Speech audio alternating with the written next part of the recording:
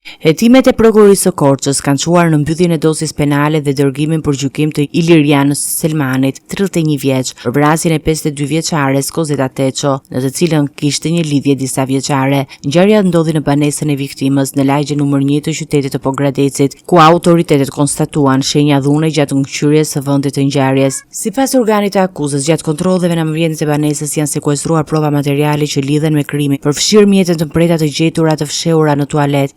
Ekspertiza mjekoligjore ka përcaktuar se vdekja e viktimës erdhi si pasojë e dëmtimeve të shkaktuara nga mjete prerëse, ndërsa raporti përfundimtar ka konfirmuar shkakun fatal të ndodhisë. Nga hetimet rezulton se marrëdhënia mes autorit dhe viktimës kishte zgjatur më shumë se 3 vite dhe se Selmani frekuentonte rregullisht banesën e saj. Po ashtu, sipas prokurorisë, në orët e para të mëngjesit pas krimit, autori ka hedhur sendet e përdorura në koshat e mbeturinave në përpjekje për të humbur gjurmët. Hetimi ka evidentuar gjithashtu prova të tjera materiale që lidhen drejt për drejt me 31 vjeçarin me ngjarjen. Me përfundimin e fazës hetimore, çështja tashmë i kalon gjykatës, e cila do të shqyrtojë përgjegjësitë penale për të pandehurin për një nga ngjarjet më të rënda të regjistruara në zonë gjatë vitit të kaluar.